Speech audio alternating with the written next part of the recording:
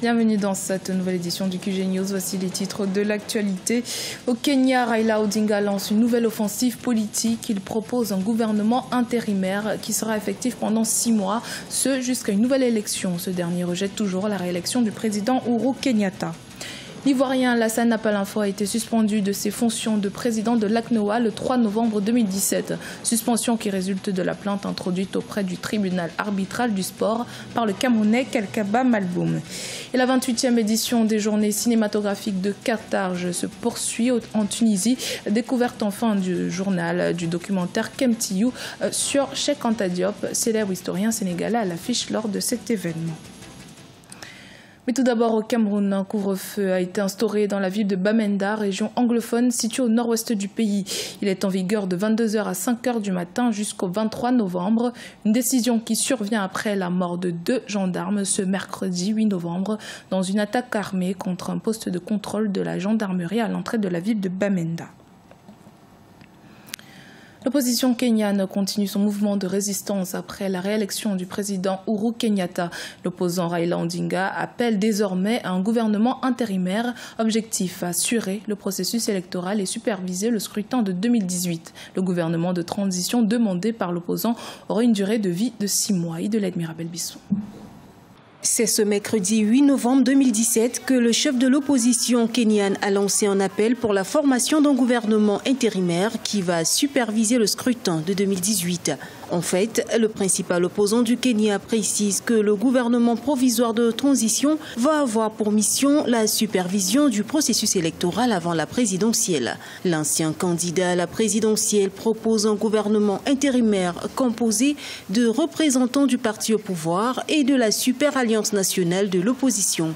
Une nouvelle institution qui, selon lui, sera crédible pour des élections transparentes. Nous pensons qu'il faudra peut-être 6 mois pour réaliser tous les changements dont nous avons besoin dans ce pays, afin que nous puissions avoir des élections justes et libres. 6 mois de transition, c'est le temps demandé par l'opposant Raila Odinga pour permettre au nouveau gouvernement de mener des réformes électorales que son parti exige avant les prochaines élections. Ça traduit d'abord le manque de confiance que Raila Odinga a vis-à-vis des institutions qui incarnent, en tout cas des institutions qui sont chargées de conduire le processus électoral kenyan jusqu'à terme. Donc ça c'est une première chose. Et puis deuxième chose, c'est que ça traduit une volonté de sa part de faire ce qu'on appelle reculer pour mieux sauter. Donc forcément, ça va prendre du temps pour mettre en place un gouvernement d'union nationale. Ça nécessite au préalable des consultations internes, que ce soit au niveau des partis politiques, mais aussi au niveau de la société civile. Rappelons que l'opposant Raila Odinga a boycotté l'élection présidentielle du 26 octobre 2017 après que la Cour suprême du pays a annulé les résultats du précédent scrutin tenu en août. Son absence a donné de l'avantage au président Uhuru Kenyatta, lui permettant de remporter la victoire avec 98,2% de suffrages. Après des mois de récession, l'économie nigériane renoue avec la croissance et entend maintenir le cap. C'est donc un budget record qui a été présenté pour l'exercice 2018 ce 7 novembre par le président Muhammadu Buhari. Il est estimé à plus de 28 milliards de dollars. Ashley Duproy. Consolider les réalisations des budgets précédents et faciliter la reprise économique du Nigeria, tel est l'objectif du budget de 2018. Estimé à 8 600 milliards de naira, il est en hausse de 16% en comparaison avec celui approuvé de 2017. Un budget qui s'inscrit dans la lancée de l'ERPG, plan pour la relance de l'économie nigériane voté en avril 2017. Le plan en lui-même, qui est un plan qui a été concocté en binôme avec la BAD, est un plan qui nécessite beaucoup d'argent.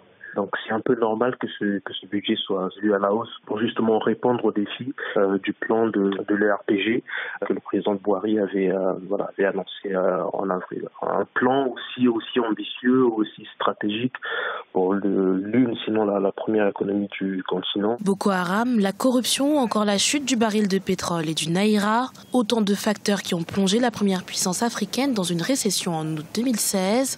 Plus d'un an après, le Nigeria sort peu à peu de cette zone de turbulence économique. Toutefois, pour ce pays qui tire 70% de ses revenus de l'exploitation pétrolière, pour concrétiser un tel budget, l'heure est à la diversification économique. Le Nigeria n'a pas intérêt à se priver, en tout cas, des milliards qui seraient tirés d'autres secteurs, par exemple le secteur de l'agriculture. Le Nigeria est un pays qui consomme beaucoup, mais importe beaucoup. Créer des zones de transformation, ça permettrait au Nigeria d'avoir des recettes un peu plus conséquentes du fait des exportations qui vont plus ou moins croître.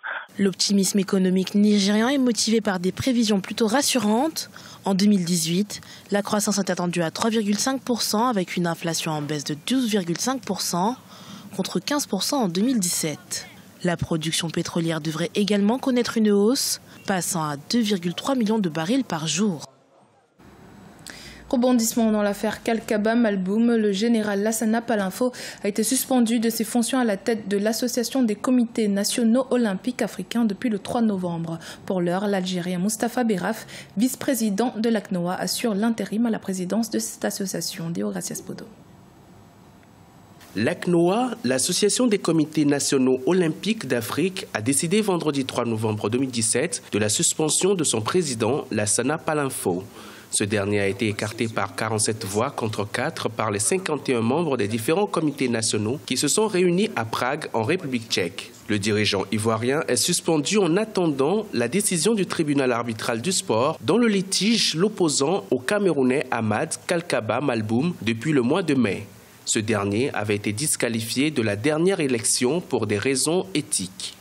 Palinfo a des problèmes depuis plusieurs années. On lui reproche certaines malversations en ce qui concerne la gestion financière de l'ACNOA. Je crois que tout cela est rentré en ligne de compte pour que aujourd'hui il se retrouve dans cette situation. Quitte le tribunal arbitral du sport, c'est un tribunal qui s'occupe des affaires sportives. Mais lorsque ça arrive au TAS et que le TAS tranche, il n'y a plus à revenir là-dessus. Les regards sont désormais tournés vers le tribunal arbitral du sport qui avait été saisi par Ahmad Kalkaba Malboum suite à la disqualification de sa candidature. Les comités olympiques continentaux ont donc décidé d'un retour aux urnes dans le cadre d'une décision favorable au candidat camerounais. Dans le cas échéant, Lassana Palinfo retrouvera ses fonctions pour les 4 prochaines années. Palinfo, au fait, c'est un monsieur qui a une carrière politique, militaire aussi administrative. Il possède des moyens pour faire passer son désiderata. Heureusement qu'aujourd'hui, le TAS avisera par rapport donc à cette décision-là. On nous dit que le Cameroun a utilisé les moyens de l'État pour financer sa campagne, aussi qu'il a reçu un coup de main de la part de l'État camerounais. Pour moi, la question n'est pas là. Quels sont les résultats que nous avons obtenus? Pour moi, il y a beaucoup de conséquences, de leçons à tirer là-bas.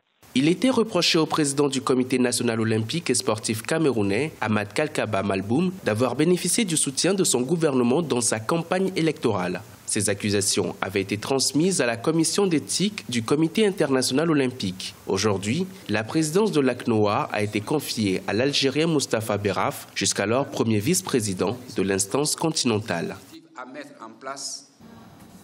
Le cinéma africain toujours à l'honneur en Tunisie avec la 28e édition des Journées cinématographiques de Carthage. Ce rendez-vous culturel demeure l'un des plus anciens à célébrer le continent africain et le monde arabe. Plus de 100 films projetés, parmi lesquels Kemtiou, un documentaire qui dresse le portrait du savant sénégalais Cheikh Anta Diop. Son réalisateur Ousmane William Baye nous en dit plus au micro de notre envoyé spécial Hortense Assaga. 28e édition des JCC, les Journées cinématographiques de Carthage, se poursuivent ici à Tunis.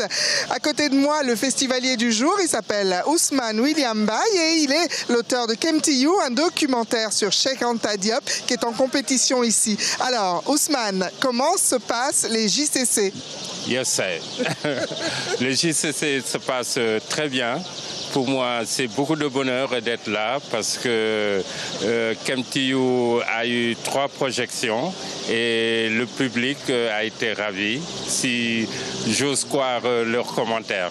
Alors, un public ravi évidemment de venir découvrir le portrait que vous faites de l'immense savant scientifique panafricain qui était Cheikh Anta Diop. Pourquoi avoir eu envie de parler de cet homme? J'ai pas eu envie de parler de Cheikh Anta Diop. J'ai eu envie de réparer une injustice parce que Cheikh Anta Diop, pour moi, est un homme si érudit, un homme si important, un modèle si important pour la jeunesse africaine, que passer à côté est catastrophique. Donc c'est Cheikh Anta Diop qui s'est imposé à moi. C'est pas moi qui l'ai choisi. Je pense, j'ai été choqué de voir que 30 ans après sa disparition, il n'y avait pas de film sur lui. Voilà un homme d'Afrique qui, pendant 50 ans, a été bâillonné, boycotté. On l'a empêché d'enseigner au Sénégal, de transmettre. Or, il n'avait qu'une seule envie. Et chaque fois que je présente le film, je dis, en fait, c'est une revanche de Cheikh Anta. Parce que quand on le regarde, aujourd'hui, il a ce qu'il voulait avoir il y a 50 ans. En tout cas, on vous souhaite encore plein d'autres portraits comme ça, parce que l'Afrique regorge de grands hommes. Malheureusement, il y a tellement de grands hommes en Afrique qui sont dans l'anonymat, moi je dis, le problème, il faut régler les hommes d'Afrique de 1958 à 64. On les a bâillonnés, on les a assassinés, on les a tués vivants, on les a empêchés de s'exprimer. Or, c'est eux qui voulaient construire l'Afrique. L'Afrique dont la jeunesse africaine actuelle veut et va se donner les moyens de réussir. Merci beaucoup. C'était mon invité ici à l'occasion de cette 28e édition des JCC. Il s'appelle Ousmane William Mbaye et il est réalisateur, documentariste d'un film en compétition Came to You, consacré à Cheikh Anta Diop. Merci et bonne chance. Yes, I. À bientôt. C'était le journal de la rédaction. Merci de votre fidélité. Dans un instant, une nouvelle édition de l'actualité sur Africa 24.